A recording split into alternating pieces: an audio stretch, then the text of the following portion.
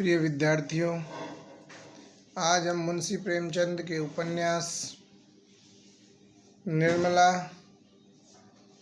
का परिच्छेद 26 देखेंगे, जो कि इस उपन्यास का अंतिम परिच्छेद है या अंतिम भाग है। आज हमारा उपन्यास संपूर्ण रूप से पूरा हो जाएगा। आपने अब तक देखा निर्मला का विवाह अनमेल एक अधेड़ से हो जाता है और उसका दुष्परिणाम धीरे धीरे किस तरह से सामने आता है, और ये सब एक दहेज की समस्या के कारण होता है। अंततः निर्मला की गृहस्थी पूरी तरह से बिखर जाती है, बर्बाद हो जाती है, और इसका प्रभाव निर्मला की सहेली सुधा पर भी पड़ता है। और डॉक्टर द्वारा निर्मला को एक तरह से प्रेम प्रस्ताव देना और सुधा को इसका एहसास हो जाना और डॉक्टर का चल बसना सुधा की गृहस्थी को भी बर्बाद कर जाता है। सुधा भी अब परेशान है और यहीं से अब परिच्छेद 26 शुरू होता है, जिसमें सुधा डॉक्टर की मृत्यु के कुछ समय बाद ही, जो कि उसका देवर उसे लेने आता है, उसकी देवरानी कृष्णा उसे लेने आती है, उनके साथ वह गांव चले जाती है। सुधा के गांव जाने से निर्मला के जीवन में जो थोड़ा बहुत भी सुख था, उससे हंस बोल करके बातें करके कुछ समय गुजार करके जीवन में एक जो आस थी, जो सुखद हवा सुधा की ओर से मिलती थी, वह भी अब नष्ट हो जाती है या वह भी अब नहीं रहती है। ऐसे में निर्मला एक कमरे में पड़ी रहती है। दूसरी निर्मला के सामने एक समस्या आर्थिक भी आ जाती है कि अब जो मुंशी तोताराम है, उसका पुती है जो वृद्ध है, वह अपने छोटे बेटे सियाराम को खोजने के लिए जा चुका है और निर्मला के पास कोई आय का स्रोत नहीं है। ऐसे में वो अपना जो मकान था, किराया अधिक था, उसको बदल करके एक तंग गली में कम किराए का मकान ले लेती है और उस तंग गली के मकान में रहने लगती है। आप देखिए, वहाँ पर उस तंग गली में जो उसमें किराए पे मकान लेती है, उसमें एक कमरा था और छोटा सा आंगन था। न प्रकाश जाता न वायु, दुर्गंध उड़ा करती थी। भोजन का यह हाल कि पैसे रहते हुए भी कभी कभी उपवास करना पड़ता था। बाजार से लाए कौन, फिर अपना कोई नहीं, फिर अपना मर्द भी नहीं, कोई लड़का नहीं, तो रोज़ भोजन बनाने का कष्ट कौन उठाए। देखिए, घर में जब औरत परिवार में रहती है तो अपने परिवार का ध्यान रखने के लिए, सभी के लिए वो अच्छा खाना बनाती है, लेकिन औरत स्वयं अपना ध्यान कम ही रख पाती है और ऐसे में वो स्वयं के लिए भोजन भी नहीं बनाती है। औरतों के लिए रोज़ बनाने की आवश्यकता ही क्या है, ये इस तरह की उनकी मानसिकता होती है। अगर एक वक्त खा लिया तो समझो 2 दिन के लिए छुट्टी हो गई। बच्ची के लिए ज़रूर वह ताज़ा हलवा या रोटियां बना देती थी और खिला देती थी। ऐसी दशा में अब निर्मला का स्वास्थ्य का बिगड़ना लगभग तय था। निर्मला के स्वास्थ्य का बिगड़ने के और भी कारण थे, क्योंकि एक तो उसके जीवन में चिंताओं ने डेरा डाल रखा था। हमेशा वह दुखी रहती थी, क्योंकि वह जानती थी कि मनसाराम का जाना उसको अंदर ही अंदर घुन की तरह खाई जा रहा था। दूसरी परिवार की दुर्वस्था थी। ये तीनों के तीनों दुख निर्मला के ऊपर एक तरह से त्रैता कह सकते हैं कि त्रैताप ने धावा बोल रखा था। उस पर निर्मला ने दवा खाने की कसम खा ली थी। करती ही क्या, उन थोड़े से रुपयों में दवा की गुंजाइश कहाँ थी। जहाँ भोजन का ठिकाना न था वहाँ दवा का जिक्र ही क्या, दिन दिन सूखती चली जाती थी। अब देखिए, निर्मला के जीवन में आर्थिक तंगी भी थी। उसे कोई आस नहीं थी कि जीवन में मुझे और कहीं से कोई पैसा आएगा, इसलिए वो उस पैसे को अधिक से अधिक बचाने की कोशिश करती थी। अब उसे भोजन का भी ठिकाना नहीं रहा। ऐसे में जो रुक्मिणी थी वह उसके पास आती है और समझाती है कि भाऊ ऐसे कब तक घुला करेगी, जी ही से तो जहान है, अर्थात जब तक जीवन है तब तक ये जहान है, जहान का आनंद उठा सकता है आदमी।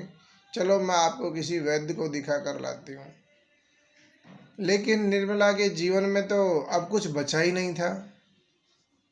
कहीं से भी उसको जीवन में नहीं लगता था कि मेरे जीवन में कहीं से कोई सुख की हवा आएगी।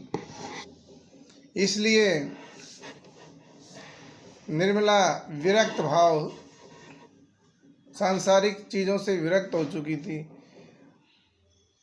वह कहती है कि जिसे रोने के लिए जीना हो उसका मर जाना ही अच्छा है। अर्थात मेरे जीवन में जब कहीं सुख ही नहीं है तो जब मैं इस दुख के लिए जीकर क्या करूँगी, इस तरह की उसकी मानसिकता हो जाती है। रुक्मिणी बुलाने से तो मौत भी नहीं आती। निर्मला कहती है मौत तो बिना बुलाए आती है, बुलाने पर क्यों न आएगी।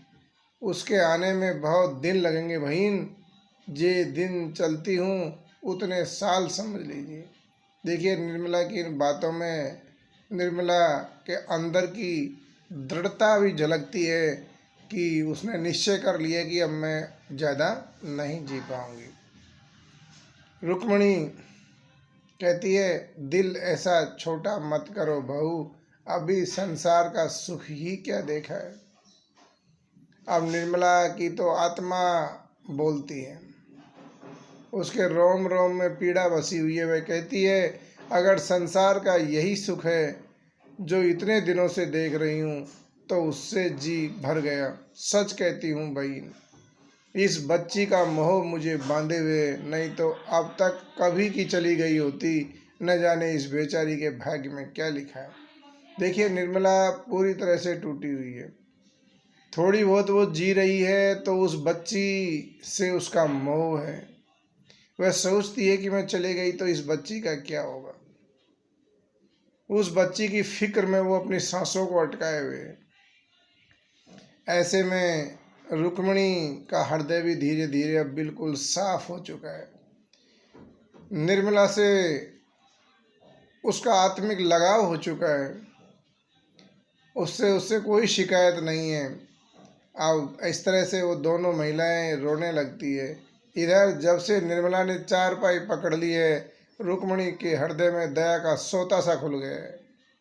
द्वेष का लेस भी नहीं रहा। कोई काम करती हो, निर्मला की आवाज़ सुनते ही दौड़ती है। घंटों उसके पास कथा पुराण सुनाया करती है। कोई ऐसी चीज़ पकाना चाहती है जिससे निर्मला रुचि से खाए। निर्मला को कभी हंसते देख लेती तो निहाल हो जाती और बच्ची को तो अपने गले का हार बनाए रहती है। उसी की नींद सोती है, उसी की नींद जागती है। वही बालिका उसके जीवन का आधार है। रुक्मिणी भी अब इस चीज़ को समझ गई है कि निर्मला का जीवन इतना कष्टप्रद और अंदर से इतना टूट चुका है कि अब इसका बचना मुश्किल है। वह निर्मला की बच्ची को ही अपने जीवन का आधार मानती है और यही सोचती है कि अब ये बच्ची ही मेरे जीवन का आधार है, इसलिए वो उसको बहुत प्रिय हो गई है। अब तो उसी की नींद सोती है और उसी की नींद जागती है। रुक्मिणी ने जरा देर के बाद कहा बहू तुम इतनी निराश क्यों होती हो। भगवान चाहेंगे तो तुम 2-4 दिन में अच्छी हो जाओगी। मेरे साथ आज वैद्य जी के पास चलो, बड़े सज्जन हैं। निर्मला कहती है दीदी जी अब मुझे किसी वैद्य हकीम की दवा फ़ायदा नहीं करेगी। अर्थात रुक्मिणी इस चीज़ को, निर्मला इस चीज़ को जानती है कि मुझे कोई शारीरिक रोग तो है ही नहीं, वो मन से टूट चुकी है।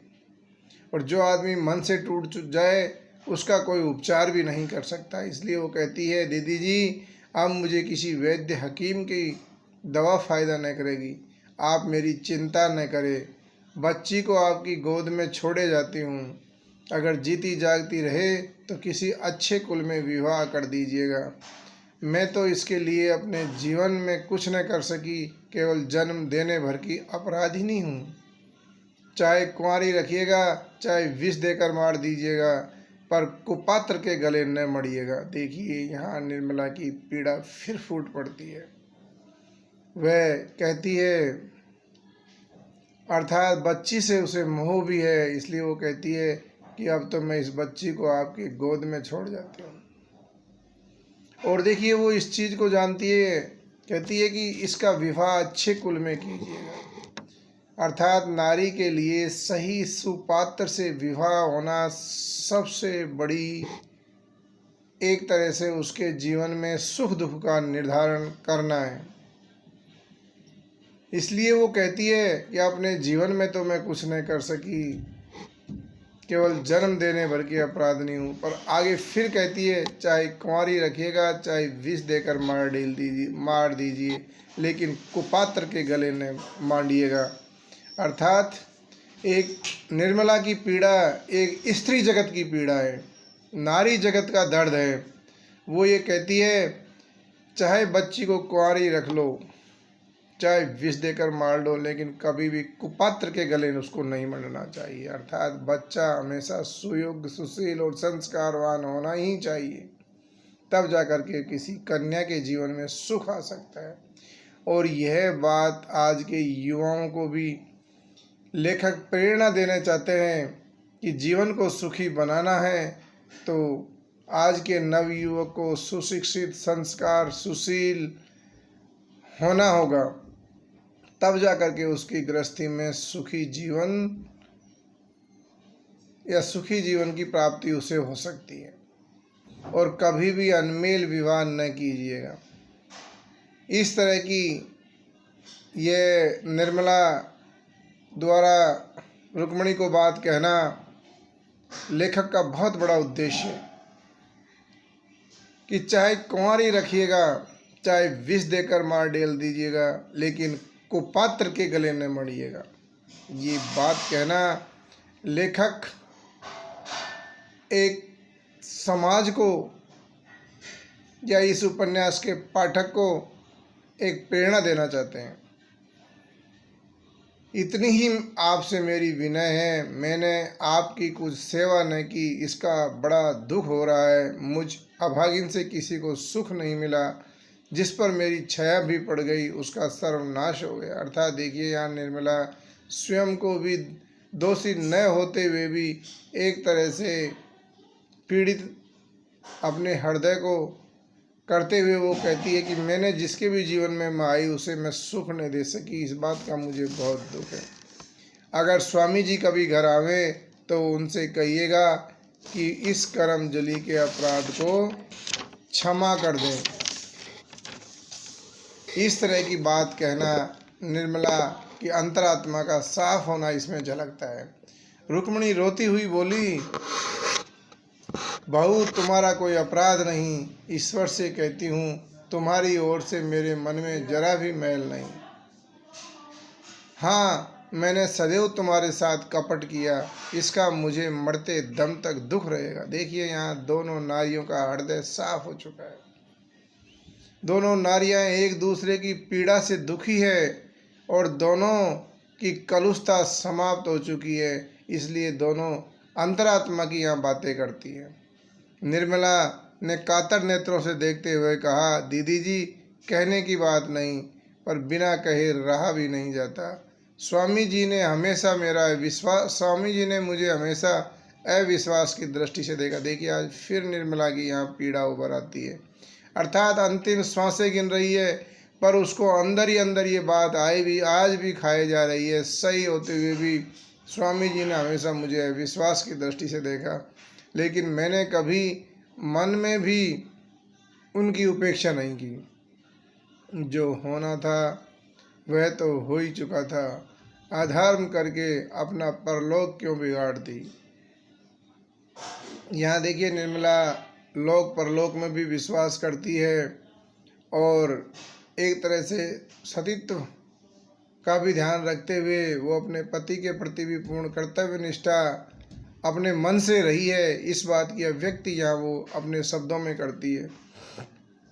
पूर्व जन्म में न जाने कौन सा पाप किया था जिसका वह प्रायश्चित करना पड़ा।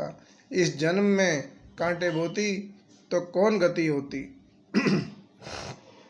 निर्मला की सांसें बड़े वेग से चलने लगी, फिर खाट पर लेट गई और बच्ची की ओर एक ऐसी दृष्टि से देखा जो उसके जीवन की संपूर्ण विपत्त कथा की वृहद आलोचना थी। वाणी में इतनी सामर्थ्य कहाँ। अर्थात निर्मला ने अंतिम जब उसकी सांसें उखड़ रही थी तो बच्ची की ओर जिन निगाहों से देखा, यदि कोई उन्हें पढ़ लेता तो समझ लीजिए उनमें वो भाव थे जो भी कोई कथा में भी उन शब्दों कथा में भी वो भावों को अपने शब्दों के द्वारा नहीं भर सकता था। अर्थात भाषा में भी वो ताकत नहीं थी जो उसकी निगाह में बच्ची की ओर देखने में थी। निर्मला की सांस बड़े वेग से चलने लगी, फिर खाट पर लेट गई और बच्ची की ओर एक ऐसी दृष्टि से देखा जो उसके जीवन की संपूर्ण विपत्ति कथा की वृहद आलोचना थी। वाणी में इतनी सामर्थ्य कहाँ। ये शब्द लेखक के इस ओर संकेत करते हैं। 3 दिनों तक निर्मला की आंखों से आंसुओं की धारा बहती रही। वह न किसी से बोलती थी, न किसी की ओर देखती थी और न किसी का कुछ सुनती थी, बस रोए चली जाती थी। उस वेदना का कौन अनुमान कर सकता है। यहाँ निर्मला देखिए, निर्मला इन पंक्तियों में लेखक ने कितना मर्म भर दिया है। अर्थात इन शब्दों में ऐसी मर्म वेदना उभर रही है निर्मला की जो कि पुरुष समाज को सोचने पर मजबूर कर देती है। चौथे दिन संध्या समय वह विपत्ति कथा भी समाप्त हो गई। उसी समय जब पशु पक्षी अपने बसेरे को लौट रहे थे, निर्मला का प्राण पक्षी भी दिन भर शिकारियों के निशानों, शिकारी चिड़ियों के पंजों और वायु के प्रचंड झोंकों से आहत और व्यथित अपने बसेरे की ओर उड़ गया। देखिए यहाँ जो लेखक संकेत करता है वो समाज के तानों की ओर, समाज द्वारा लगाए गए आक्षेपों की ओर संकेत करता है और इन सब के आघातों से निर्मला का हृदय पीड़ा से भर गया था और इसी पीड़ा के कारण वह अपनी सांसें थाम देती है। उसका जीवन अब संपूर्ण होते हुए आगे की ओर निकल चुका है। मोहल्ले के लोग जमा हो गए, लाश बाहर निकाली गई, कौन दाह करेगा यह प्रश्न उठा। लोग इसी चिंता में थे कि सहसा एक बूढ़ा पथिक कहीं एक बकूचा लटकाए आकर खड़ा हो गया। यह मुंशी तोताराम था। देखिए यहाँ लेखक किस तरह से इस उपन्यास की पूर्णाहुति करता है। एक दुखद त्रासद घटना के रूप में यह उपन्यास पूरा होता है और समाज को एक ऐसी दिशा देता है, समाज को एक ऐसी समस्या की ओर समाज का ध्यान आकर्षित करता है जो समाज के बीच होनी ही नहीं चाहिए। अर्थात प्रेमचंद समाज की बुराइयों पर अपनी कलम की तलवार से चोट करता है। सच्ची है, प्रेमचंद कलम का सिपाही था। जो काम एक सिपाही दुश्मन से शस्त्रों के माध्यम से लड़कर करता है, वही काम प्रेमचंद अपनी कलम के माध्यम से करता है। समाज की बुराइयों पर अपनी लेखनी से प्रहार करता है। अर्थात समाज का एक सच्चा सिपाही है प्रेमचंद। अपने उपन्यासों के माध्यम से इस देश के युवाओं को एक नई दिशा प्रदान करना चाहता है। इसलिए प्रेमचंद के लिखे हुए उपन्यास आज भी प्रासंगिक हैं, इन्हें पढ़ना चाहिए। इनसे हमें जीवन जीने की एक प्रेरणा मिलती है और इसीलिए हमारे पाठ्यक्रम में भी इसको शामिल किया गया है कि ताकि आने वाली समस्याओं से, समाज की इस बुराई से, जो दहेज प्रथा की बुराई है, अनमेल विवाह की बुराई है, उससे अपने समाज को लेखक बचा सके। ये उपन्यास समाज को दिशा देने में महत्वपूर्ण भूमिका निभाता है। धन्यवाद।